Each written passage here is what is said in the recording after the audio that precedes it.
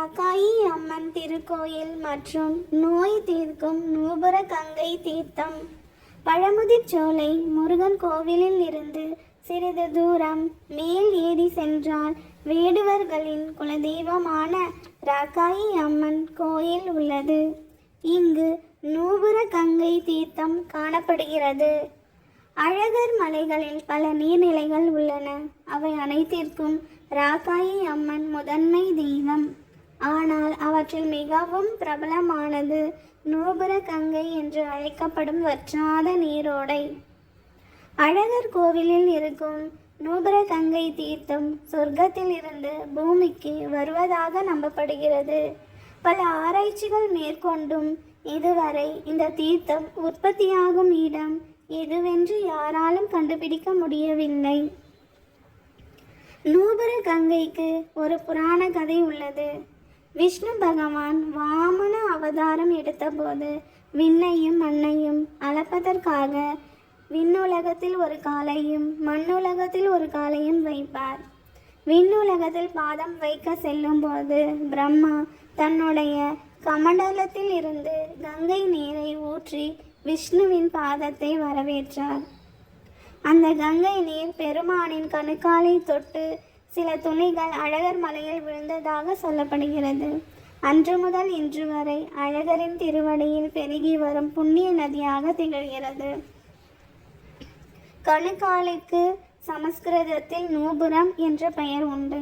அதனால்தான் இந்த தீர்த்தத்திற்கு நூபுர கங்கை என்ற பெயர் வந்தது.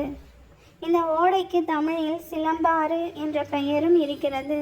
சிலம்பு என்பது கணுக்காலை குறிக்கும். திருமாலின் கணுக்காலை தொட்டு பூமியில் விழுந்த தீர்த்தம் என்பதால் தான் இதற்கு நூபுர கங்கை என்ற பெயர் வந்தது. நூபுர கங்கை தீர்த்தக்கரையில் உள்ள பெண் காவல் தெய்வம் ராக்காயி. இந்த அம்மனை அமாவாசையில் வழிபடுவது நன்மை அளிக்கும். இத்தீர்த்தத்தில் அமாவாசை அன்று நீராடி ராக்காயி அம்மனை வழிபட்டால் முன்னோர் சாபம் நீங்கும் என்கின்றனர். மல்லிகை கொடிகள் சூழ்ந்திருப்பதால் ராக்காயி அம்மன் வீற்றிருக்கும் மண்டபத்திற்கு மாதவி மண்டபம் என்ற பெயர் வந்தது. இந்த நூபுர கங்கை தீர்த்தத்தில் இரும்பு சத்தும் தாமிர சத்தும் அதிகம் உள்ளதாக ஆராய்ச்சி முடிவுகள் சொல்கிறது. நோய்கள் தீர்க்கும் சக்தி கொண்டதாக இத்தீர்த்தம் விளங்குகிறது. இத்தீர்த்தம் தெற்கு நோக்கி பாயும் போது சிலம்பாறு என்று அழைக்கப்படுகிறது. சூளைமலையின் கீழ் வீற்றிருக்கும் அழகரின் அடிகளில் வருடி கொண்டு கடைசியாக ஏரிகளில் கலந்து வயல்களில் பாய்கிறது. ஆற்றின் நீரின் ருசியும் ஆற்று நீரால் உருவாகும் தானியங்களின் ருசியும் மிகுந்து இருப்பதால் இதற்கு தேனாறு என்ற பெயரும் உண்டு. அழகர் கோவிலுக்கு சற்று வடக்கே போனால் உத்தர நாராயண வாபி என்கிற தீர்த்தம் இருக்கிறது. இந்த தீர்த்தத்தை கொண்டுதான் அழகர் கோவில் பரிவார தேவதைகளுக்கு அபிஷேகமும் சமையலும் செய்ய வேண்டும் என்பது ஐதீகம்.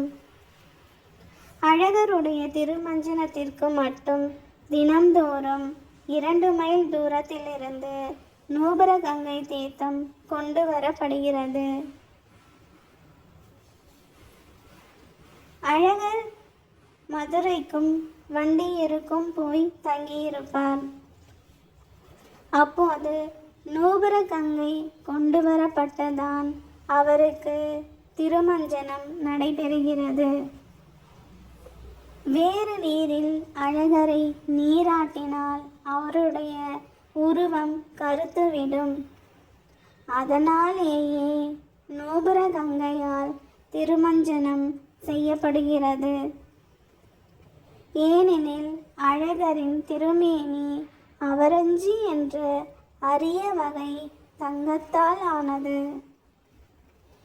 ஒவ்வொரு ஆண்டும் ஐப்பசி மாதம் வளர்பிறை துவாதசி தினத்தன்று ஸ்ரீ சுந்தரராஜ பெருமாள் எழுந்தருளி தைலக்காப்பு திருமஞ்சனம் கண்டருளி பக்தர்களுக்கு எல்லா மங்களமும் அருள்கிறார்.